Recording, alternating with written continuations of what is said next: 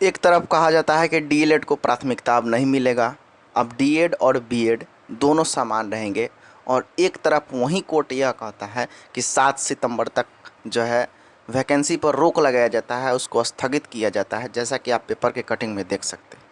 नहीं, ये चल क्या रहा है हमको ये नहीं समझ में आ रहा है, या हमारे अभ्यर्थियों के हमारे साथियों को ये चीज़ समझ में नहीं आ रहा कि ये चल क्या रहा है।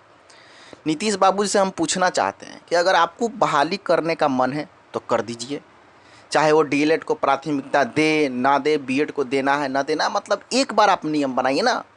आपके नियम बनाने वो कौन से अधिकारी हैं, नियम बनाने वाले वो कौन से अधिकारी है जो हमेशा नियम में चेंजिंग करते रहते हैं। अर्थात आपके नियम कानून का कोई वैल्यू नहीं है, कोई मूल्य नहीं है इसका। जब मन चाहे जब तब जो है चेंज कर दीजिए, जब मन चाहे तब कोर्ट में चला जाए, जब मन चाहे तब इधर चला जाए उधर चला जाए। मतलब आप क्या कर रहे हैं? जो अधिकारी नियम और सेवा शर्त जो तैयार करते हैं वो कर क्या रहे हैं? आप किस तरह से नियम बनाते हैं कि बीच में कभी चेंज होने की संभावना आप में दिखने लगती है, कभी ये होने की कभी वो होने की, ऐसा क्यों?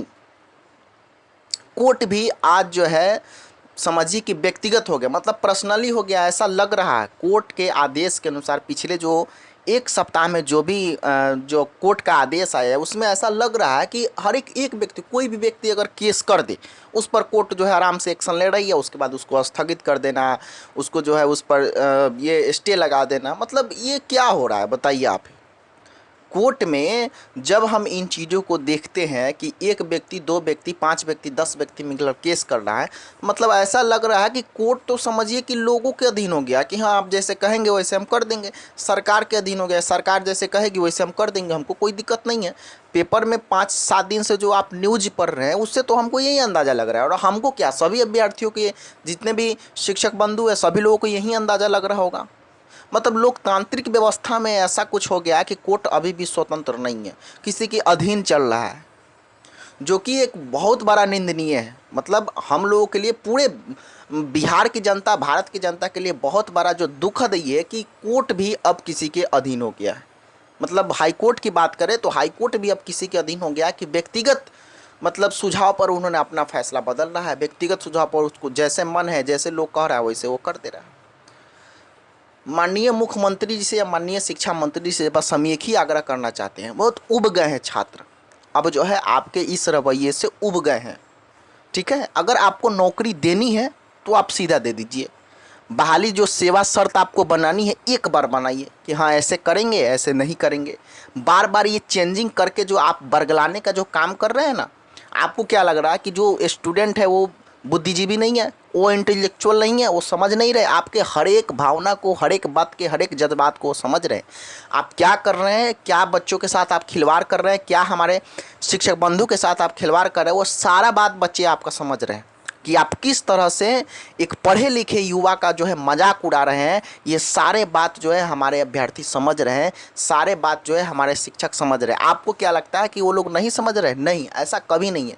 वो लोग सारी चीज़, आप सीधा सीधा आपके दिमाग में यही बात है कि हम ऐसे जो है करते करते जो है बहाली पर स्टे लगाएंगे लास्ट में, तब तक विधानसभा चुनाव आ जाएगा, आचार संहिता लगा देंगे, उसके बाद जो है फिर हम बोलेंगे अब तो आचार संहिता, अब कैसे चुनाव होगा, अब कैसे जो है बहाली, आचार संहिता में तो हम कुछ कर ही नहीं सकते। कभी आपको कोरोना आ जाता है, कभी एनआईओएस का मामला आ जाता है, कभी आपको आचार संहिता आ जाता है, कभी आपका विधानसभा चुनाव आ जाता है। विधानसभा चुनाव तो बिल्कुल टाइम से आप कराएंगे, उसमें तो कोई कोरोना फोरोना नहीं आएगा।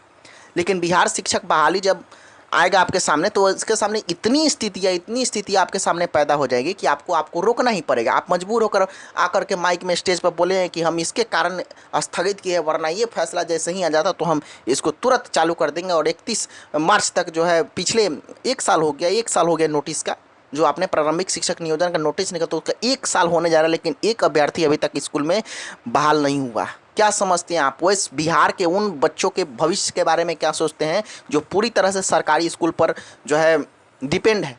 उसके पास प्राइवेट में पैसा नहीं है पढ़ने के लिए। उन बच्चों का भविष्य के बारे में आप कभी सोचते हैं? नहीं। उन नेता को हम कहना चाहते हैं कि जिनके बच्चे प्राइवेट स्कूल में पढ़ते हैं, आपका कुछ नहीं होने जाना है। आप अपने बच्चे को जो है, टीचर को जो है आराम से मंथली दे करके आप अपने घर पे बुला लीजिएगा, उसको पढ़वा दीजिए। लेकिन गरीब जो बच्चे हैं उनके बारे में कुछ सोचिए, जो कि पूरी तरह से सरकारी स्कूल पर निर्भर है और उनको एक गुणवत्तापूर्ण शिक्षा के अभाव में उनको मतलब कुछ नहीं कर पाएंगे। वो समझिए कि एक धजिया उड़ रहा है लोकतांत्रिक समाज में, लोकतांत्रिक देश में जो है एक तरह से शिक्षा का बिहार में अभी जो स्थिति बना हुआ है वो बिल्कुल धजिया उड़ा।